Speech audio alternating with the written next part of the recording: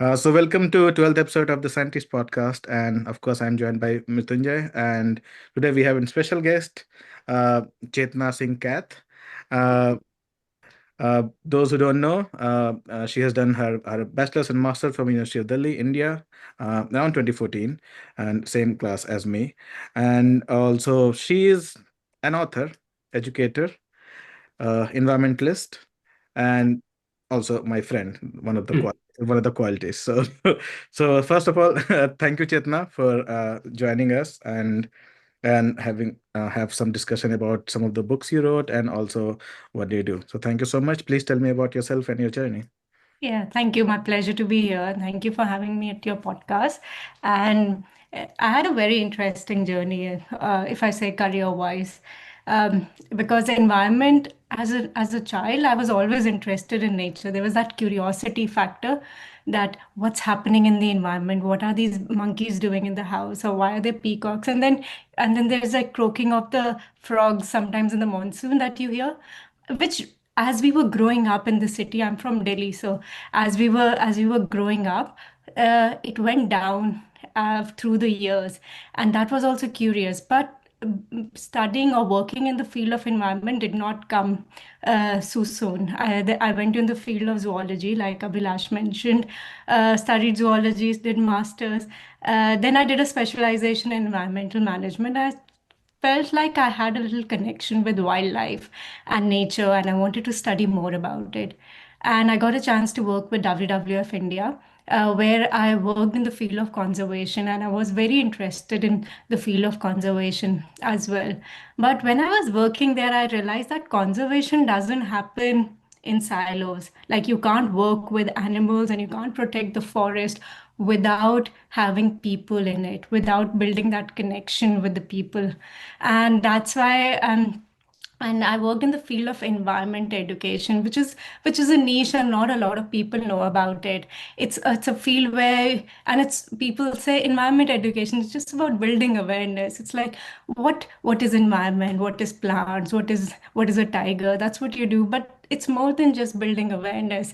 It's about making children and the youth of the country or the world to act for the environment, making them skilled, making them empowered. And that's where I am right now. From India, then I moved, stayed a little bit in Mozambique because of personal reasons. Then I came to Canada. And in Canada, before I come to the Canada journey, I'll talk a little bit about my India journey with WWF. If people don't know, WWF is World Wildlife Fund or Worldwide Fund for Nature. It's one of the largest conservation organization, and I worked with, and it gave me a chance to work with children living in the buffer zones of tiger reserves. Gave me a chance of working with children living in Ladakh, to Sundarbans, to Chennai, to even to people students in Delhi as well. So I got a perspective to work with children and youth from the city, from the urban areas, and some very eco-sensitive zones as well. So it gave me that perspective not only of just building programs, it gave me a sense of what the child or what the citizens or what the youth really want and what they need. And when you started interacting with them, you got to know like that curiosity from an urban child to a rural child is the same. And that connection is also the same, be it a young child and be it an adult or a child in the high school as well.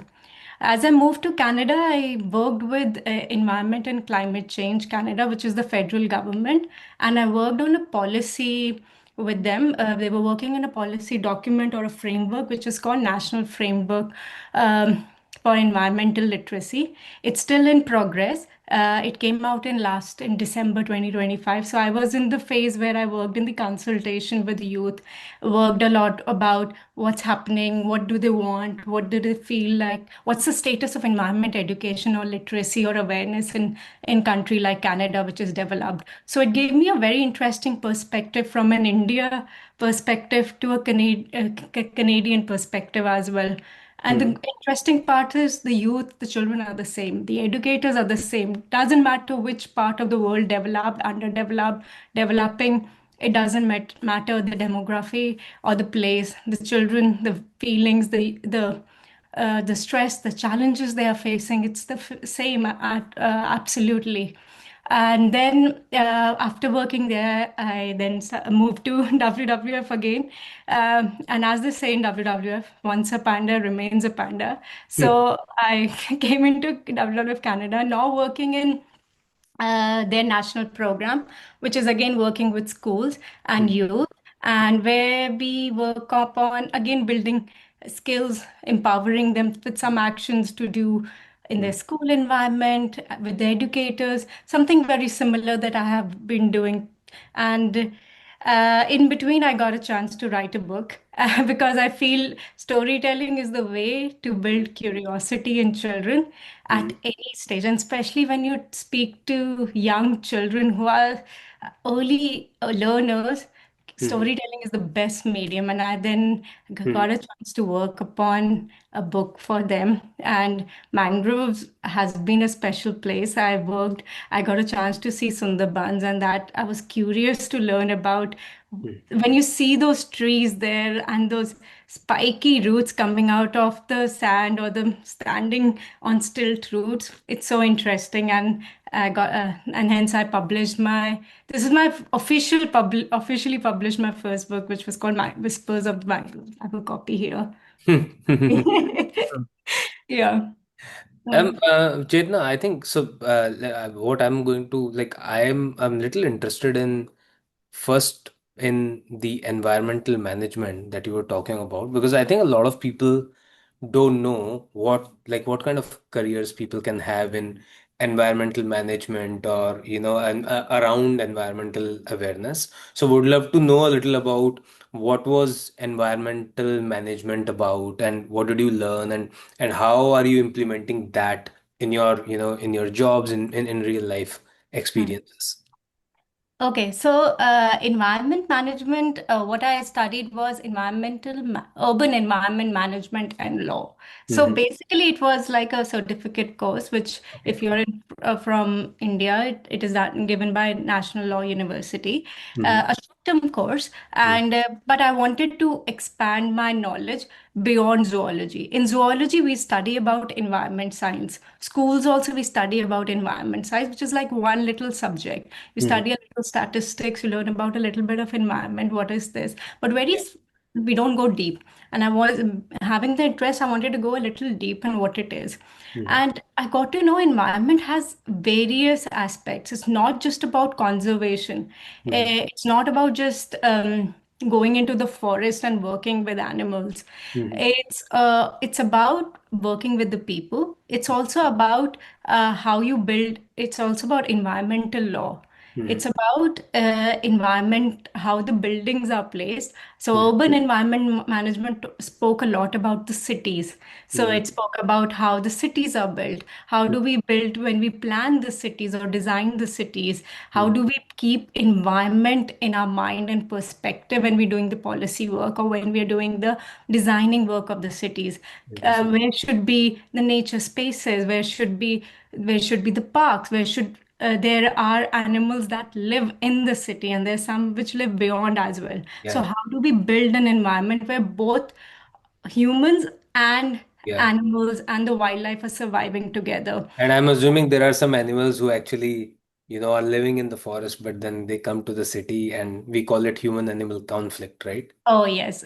I think that's what the major issue in a lot of countries, especially which Indeed. have huge wildlife. Yeah. And in India, the human wildlife conflict is one of the biggest conflict that Yeah. we are working upon, be it leopards, be it with tigers, and especially with elephants. Mm-hmm. Oh. And just because we are taking over their space. Just, I think before I get into my another question that I had, I would like to know, because I think you're saying that you worked in the buffer zones, like around tigers, and you've worked in Ladakh, and I think snow leopards are an important part of the Ladakh ecosystem. So, like, what is like? Tell us maybe like what was the most interesting thing that you came across while you were talking to the people, and or while you were working there. Okay, so it was very interesting when I went to so in tiger reserves. I worked in two. Both are in Uttarakhand, the Hmm. Corbett and the Rajaji tigers. Rajaji, yeah, yeah. very well famous reserves everybody knows about. Yeah. People in India would have visited them also just to see a tiger sighting. Yeah. And I went to this buffer zone schools in Corbett, Hmm. and I was just speaking to children, and they were high school. So the Hmm. and the government high schools. Hmm. So the children, they're not a lot. There are not a lot of high schools in Hmm. a jungle, especially in a area where Yeah. there are less children. So Yeah. children used to come 10 kilometers away or 5 kilometers away, Hmm. walking through the jungle. Hmm. And it was very interesting to say, we do see the tiger sometimes. It's Hmm. not like we interact with it, but वो Hmm. दिख जाता है. Like we just see it. Yeah. And it's so interesting. First, they're walking inside the jungle, which Yeah. has predators like leopards and tigers, and Yeah. they're big animals like elephants also. Yeah. Uh, and they're walking every day through the jungle and reaching the school just to study. And Hmm. then they do see the animals also when they're walking. It's Hmm. not easy to see a tiger in Corbett, Yeah. even Yeah. though there are many. But Yeah. and they say we see it, Hmm. but sometimes we don't know what to do, but we keep walking silently, Yeah. hoping that it won't. Obviously, the animal notices the children as well. Yeah. But it was so fascinating to just listen to that and say, like, just because of So, education and to reach every day, they have to take that journey yeah. of reaching that high school and coming all the way to study Yeah. and going through all that. I found it very interesting when they talk about. People who don't know what a buffer zone is, please tell them like what a buffer zone, what's a buffer zone, and what kind of environmental awareness is required in a buffer zone. Oh, yeah. So also this will take me back to the point like why you're working with the schools in the buffer zone. Yeah. Yeah. So in a tiger reserve or a national park, there are areas where nobody is allowed. Where only animals are allowed in that area. Hmm. No human intervention is allowed. Hmm. However, there are zones just outside that main core zone, which Hmm. is called the buffer zone. Hmm. Here, some humans are living, and they are basically tribes or people who have been living for years and years, Yeah. and they have the right to live there. They Hmm. have the right to move around to certain limit and also use certain resources from the forest, but in a limited manner. For example, wood, firewood, and everything, but in a very limited manner, not overexpose them. The government does try to move the people away from the buffer zone, but they have been living for years and years Hmm. that it's difficult. First, their whole village is living there, and Yeah. these are not very big villages. These are small villages, like 20 families, 30 families will be living there. In Hmm. Rajaji, the village we used to work with, there was a primary school, and there Hmm. were around 20 families that were living. Hmm. And they were basically, it was interesting, they had come from, so it's Uttarakhand. So Hmm. these families are actually come from Rajasthan Hmm. originally. Oh. And they said we were brought by Britishers to Hmm. plant trees Hmm. because they needed it for railways. And they Oh. had been living in that buffer zone since that time, and the government wanted to move them. Oh, wow. And but because it was coming with a conflict zone and they wanted Yeah. to keep it more secure, but they said we have lived years and years, we are the ones who planted these trees. Yeah. Where would we go, It's right? like There is like an emotional connect it's to like It's it. in an some emotional connect, and they have small areas where they do agriculture also. So I have a very like maybe a naive question, but like when someone like, so for example, you have studied about environmental management, you have studied about human animal conflict, and then how do people who are living there, how do people who actually get in contact with these animals have very regular human animal conflict, how do they perceive people like yourself, or like organizations who come from outside, how do they perceive the organizations, and what kind of interaction is happening between the two? I hope I'm not asking like an like it's like unfair do they like question. you? Do they hate you? Like That's what's what you. happening there? it's a complex relationship, I would say. It's we are Yeah. a little better than the forest official, I can Okay, okay, fair point. Yeah. Yeah, but what the conservation organization overall are also trying to do is also like not tell like don't use the livelihoods, don't use resources from the forest, don't do this. We are Mm, trying to one is we are trying to build livelihood in people living in these zones as well. So mm, build like people. So other than just going into the forest and using the resources, we are mhm, trying to say we are trying to build certain skills in the people living there. For example, simple pickle making, mm, simple like things they can use and build and empowering them with those skills so they don't get over dependent upon the resources in the forest, it's true. continue living there, and Right. also as they grow or as they are able to move towards away from those areas as well, Okay. if they have So that it's option. also, it's not, it's also very like from the point of view of economic empowerment, right? Yes, Like how yes, can you build like a revenue stream for yourself so that you're not, doing the primary sector work, right? You are yes, actually moving slowly towards secondary or maybe tertiary. Oh, yes, nice. That's really, really interesting because I think that was my next question. What was yeah, the skills? So because you've mentioned skills multiple times, right? yeah. That we teach skills, right? Hmm. So, what is the difference between these skills for someone who's in a buffer zone in Uttarakhand versus Hmm. someone who's in a high school in Canada? Like, are there any Okay. differences? Uh, Interestingly, not really. Oh, wow. Yeah, because the skills, when we talk about skills, we only say like skills like we know how to code or we Hmm, know how to write. hmm, So, but skills are environment, when you teach environmental education, and that's where I'll go a hmm, little deeper into what is environmental education. So, environment education is not a subject. A lot of people consider it's environmental studies. That's what it is taken in India as well. hmm, It is a formal thing, but it is also interdisciplinary, hmm, and it requires a holistic approach because we are working in the field of environment, and hmm, environment, any challenge of environment requires a holistic approach, be it from the ecological perspective, from the economical perspective, hmm, and from the social perspective also. hmm, So if you are giving environment education as a solution for these environmental challenges, be it pollution, be it climate change, be it biodiversity loss, it requires an interdisciplinary approach. And when we talk about interdisciplinary, it just does not cover just the formal means like studying science, maths, English kind of subject. It is important to build, and that's only one stage of building awareness and learning about environment.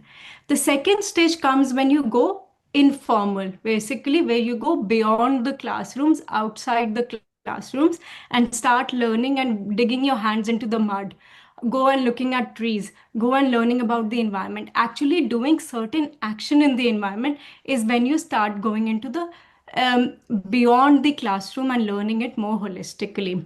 hmm, Thirdly, environment education talks about values and behaviors, and that's what we were trying to build in children, be it children living in the forest or be it in cities. When a child learns, when for example, one line I really like to say, environment education is not a subject, it is the way you live your life. hmm, So because when as a child, when we say ki don't do this, this is bad for you, or hmm, don't tell a lie, it is wrong, we instinctively as an adult think if I'm doing anything wrong or if I'm telling a lie, I will give a thought like, oh, this is wrong, I should not do it. hmm, And similarly, why does that not, thought doesn't come when I throw plastic in the river, or hmm, when I use a plastic, single-use plastic bottle, or hmm. when I cut a tree? Why does that thought doesn't come into my mind that what I'm doing is wrong? Wrong. Yeah. And in those behavior and actions are also skills, Hmm, and they are needed not only for people working in the environment sector but also beyond the environment sector as well. Also, when children, there has been many research, one of the research has been done by Stanford University also. When a Mm-hmm. child spends time in nature, studies environment, they they grow academically also, and their because their mental skills get better, they also grow in their 21st century skills. So basically, like problem solving skills, critical learning skills, which are very important. Important, yeah. They learn in their, what do you call it, Empathy. collaborative skills, Yeah. leadership skills, team building skills, Mm. which go beyond just the environmental sector, but in any field that you are studying. Mm. So that is the power, and this that's why it doesn't matter which if you are in Canada or a child or a youth in India, the Mm-hmm. skills are needed by everybody anywhere in the world. Wonderful. And So the environmental issues are also the same uh, because one is the what do you call it, the triple planetary crisis, the Mm. climate change, the biodiversity loss, and pollution. That's what it is known as, and it is faced throughout the world. It doesn't matter you're a human or you're an animal, you're facing these challenges, Mm. and to overcome them you need solutions. And the problem is, when we talk about youth, there have been research done in, I know about Canada and India, but other places also. You must have heard terms like eco anxiety, Mm. or the youth are very, especially in developed countries, they are seeing the issues but they don't know what to do about it. Yeah, yeah. They're really like clueless about, Clueless. There is, who's going to help us, kind of a yeah, yeah. situation. Who's Yeah. going to help us? What are we going to do? We are helpless. We Yeah. don't want, this world is going to die. That's what how the news also flashes on the mainstream. Yeah. And that's where it is important to change that skills, build those skills or build those attitude in them, that you have the power to change as well. Yes, Mm. the corporations have the power, and the government needs to change their policies and everything and bring about the change. But these young children, when we build them with these knowledge and with these skills, when they grow up, when they it's also, environment education is a long term generational process, like behavior change. It Mm. doesn't happen instantly, so Mm. it happens with years. So when they grow up, these young children will become politicians, these young children will become part of the government, they will become part of corporates. Mm. They will think in the back of their mind, what am I doing? Am I doing the right step or not? If Mm. I'm giving this land to mining industries, is am I only thinking economically, or also I'm thinking ecologically as well? So that's another thing.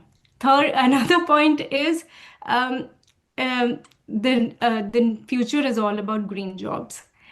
We can't deny that. There was a World Bank report speaks about it, that the skills that the people need in for the next jobs that are coming, or the green jobs that we call it, those Mm. skills are missing right now in the people, and they will come when we teach them. And the world is moving towards, everybody talks about net zero. Any country, they want 2030 goals, you might have heard. And wherever they are currently, but there will be jobs. They are moving towards clean energy, they are moving towards uh, um, probably like so when we say, like when we talk about green jobs doesn't mean like you work in the field of conservation.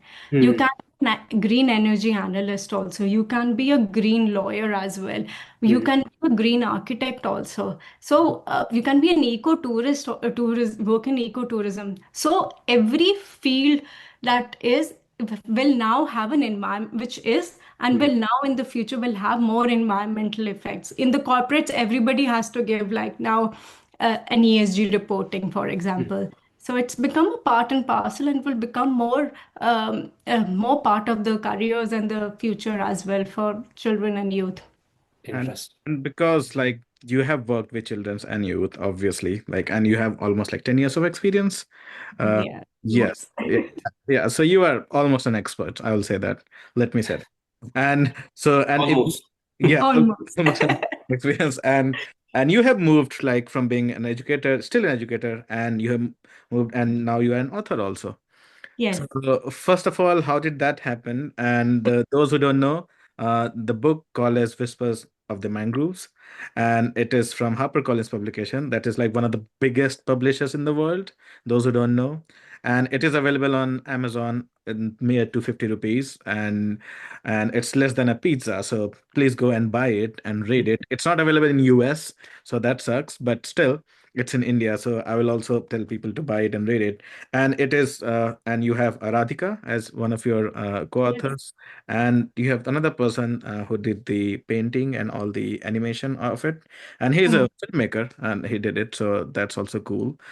So tell me about how this collaboration happen, and how does it feel to be an author for books for children that is telling about science environment? How's the Yes. So for me, uh, when I was working in India, I got a lot of chance to write content, and I wrote one of the books with WWF. That was the first one, which was released by WWF only, and I wrote it with one of our conservation experts of Ladakh. It has all and Jammu Kashmir, and and at that time I'd barely seen the place. But he said, Chetna, I have seen the place. I will write. So he wrote the entire thing of what he wanted to cover. And I was like, okay, I'll convert it into a story for you. And that's how we came up. And it was a beautiful story. And that book it spoke about a journey of a young girl moving from Kashmir, Srinagar. From Kashmir, she moves to all these places, looks at the different animals that are there, goes towards Ladakh, sees the different animals, and ends there. It's a beautiful story where she moves around and you learn about the environment and the biodiversity there. And it was actually then shared with schools across Ladakh and Jammu and Kashmir. Around 5,000 copies were shared, and it was really well done. I felt it was a good book, that it ended up as a good book. But then I was in and Radhika was my director in India for environment education, and she has been writing books for children after she just wanted to go into that field. She started writing a few on Indian food, very interesting, from golgappas and jalebis, and but we always had that environmental connect. And she's an educationist by profession, and I have that science nut in me because from a zoology background. So she came and she approached, like, I have to write a science book, and it needs to have like something amazing, and it's about mangroves. And I was like, that's amazing, because I remember the first time I went to Sundarbans for work. We went to an island called Sagar Island, which is near Sundarbans only, and we saw these mangrove trees on the, and you can see them. They're like bunches, and then you're like, what are these, like little trees, like almost looking like shrubs, and they're like standing, and you can see those. We all read them in our books or textbooks, like mangroves are a special ecosystem that lives on the land and the sea. Hmm. And when you actually see them, it's Yeah. so unique. They're like roots coming out. They're roots coming out of this land.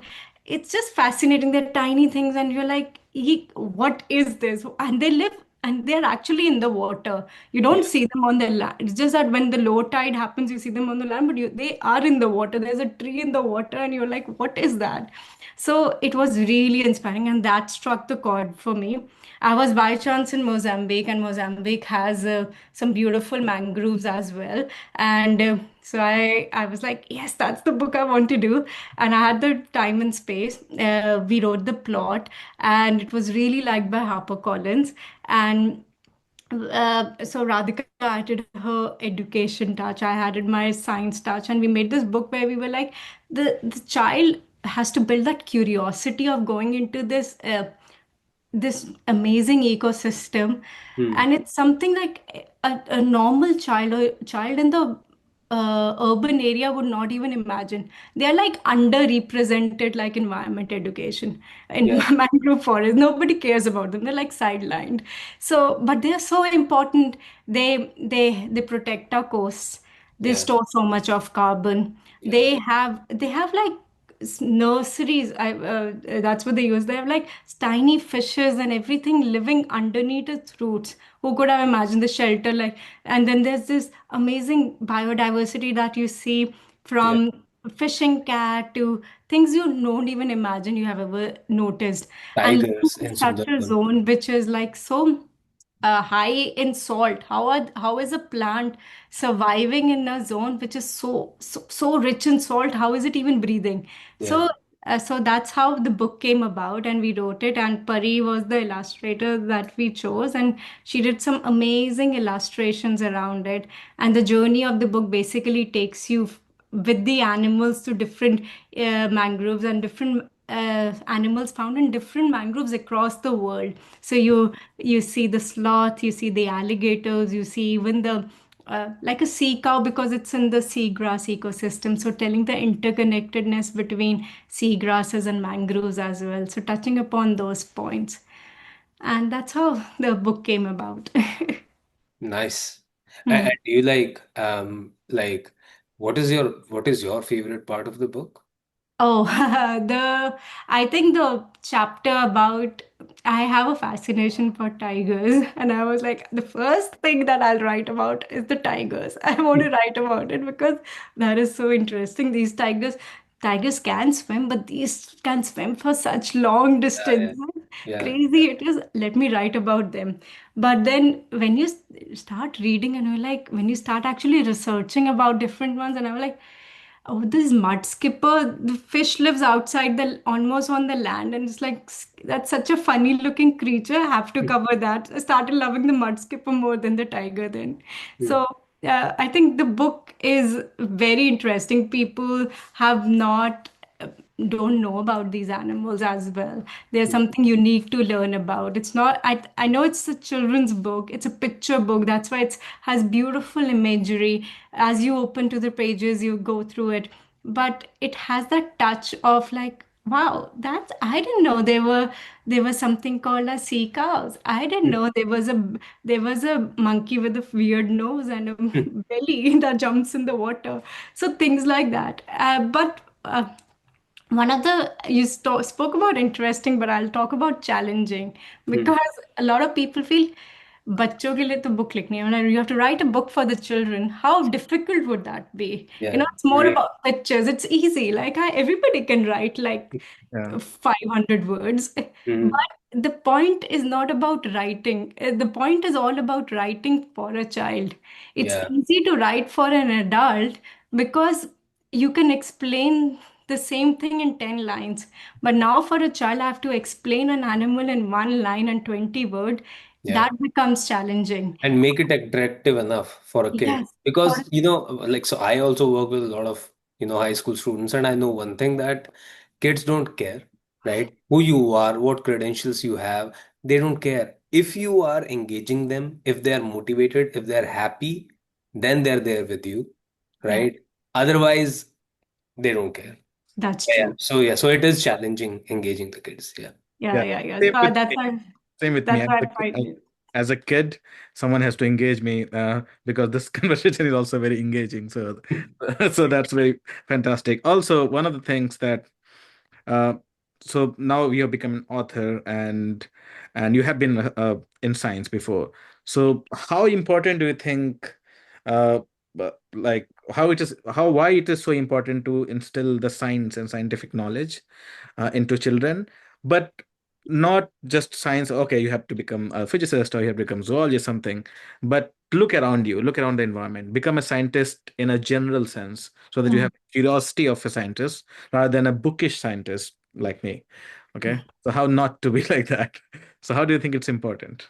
Okay, so I'll start with age of this book. These are early year children. They are young. They barely know how to read. They need help of their parents. Some of them. So the age group is from 4 to 7 years old, and where they say the curiosity and the brain development and the connection with nature happens at this age, at the earliest of the age, and when you talk about early childhood development that's the phase when you develop the values, the habits, and the skills. There is and children have this innate ability, which is called biophilia, has this innate ability to connect with nature. Basically, every child or every human is born with that ability of connection with nature, but we have lost it. And there's an interesting book that covers it. It's called The Last Child in the Woods. It's by Richard Love, and it talks about nature deficit disorder. Basically, he speaks very beautifully that children have a deficiency of vitamin N. That's what they need, which is vitamin N means vitamin nature. Nice. So that's how, and that's very true. Right now, children, we used to play. I think it used must be the same for you in the parks, in the gardens. It was necessary to go out in the nature, play with mud.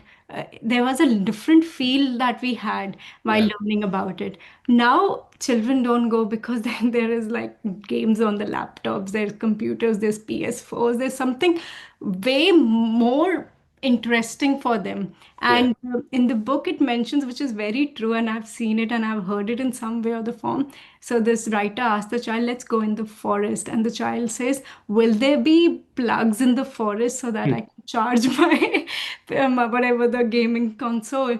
So that's what the children are, and that's why it is important to build such books for children, and that's why it is important to capture children at this young age, to build that curiosity in Hmm. them at such a young age that they say, let's go out, let's go out and learn about it. And when they are in nature, you will see they are emotionally feel better and mentally also feel better. Hmm. And that's why it's important that they learn about nature, be anywhere they are, Hmm. and and not just through books. Sometimes for Abhilash, for you, for us, books are science books are interesting. It is good to study about these big books which are so bulky. Some children run away from them, and and that's where we have to catch them at the more interesting part of what they can do. It's so interesting, and it can be as easy as climbing a tree, hugging Hmm. a tree. Hmm. It's how many birds do we as adults see in the start observing what is singing outside, what Hmm. is we don't observe them. Till I was in Delhi as a student, and not studying in the field or working in the field of environment, I didn't know there were more than 300 species of birds found in Delhi. Who would have Hmm. thought? Wonderful. We 400, okay, sorry, my bad. So who would have thought? We never even looked, other than a crow and a sparrow, and maybe everybody used to say the sparrow is not even found here, but has gone away from Delhi. So that's the interesting part, and that's where it is important that we need to capture the attention of every child, and not just from the STEM perspective and from the formal education system perspective. It has to come from the, it just for, it just, when we are in nature, it gives that happiness up. Hmm. When we go on trails, for example, you are in America, or we in Canada, we go on trails, it gives that instant happiness. It comes from nature and you cannot take it away. Yeah. And anything else cannot replace it. Absolutely, no, absolutely fantastic. Mrityunjay, any last thoughts? Or- No, I think this is fantastic. I mean, to be honest, I always feel that at the end of the day, like as an educator, it's important to engage kids. But I think this is quite new to me. Like, vitamin N, I never knew about it, and I feel now because we've had this conversation, I feel that, I mean, it's such an important thing for kids to actually go out in the nature and explore and learn about the world, and see, that there is a world beyond a charger. And that's just outside their home. I mean, they don't have to actually go into, an Amazon or anything. They can go onto a small trail, and, they can just enjoy nature there. But yeah, no, I mean, I'm glad, Chetna, that we had this conversation. Yeah.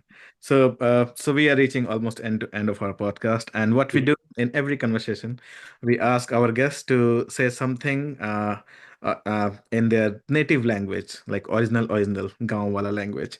So if you want to speak in Punjabi or Hindi and say something about like to promote anything science awareness or any message you want to say to any audience, because now we have a small number of audience, so why not? No, thank you. Thank you. It was a pleasure and it was lovely speaking to both of you. I think the conversation just flew and it was so nice. I follow, so I'll say it in Punjabi, but I'll say it in, I follow Sikhi and in Gurmukhi, and and we have written our scriptures in Gurmukhi. And there's a line that says, Pavan Guru Pani Pita Mata Dharat ਇਹਦਾ ਮਤਲਬ ਆ ਕਿ ਪਵਨ the air is the father, oh sorry, guru, your teacher. Water is your father and earth is your mother. ਤਾਂ ਅਸੀਂ ਅਗਰ ਇਹਨਾਂ ਦੀ ਦੇਖਭਾਲ ਅੱਛੀ ਤਰ੍ਹਾਂ ਕਰਾਂਗੇ, ਆਪਣੇ ਪਰਿਵਾਰ ਵਾਂਗ ਕਰਾਂਗੇ, ਤਾਂ ਇਹ ਵੀ ਸਾਡਾ ਖਿਆਲ ਉਦਾਂ ਹੀ ਰੱਖਾਂਗੇ. So take care of your environment and it will take care of you. Yeah, that was so nice. Wonderful. So nice. And I hope you had a wonderful experience here.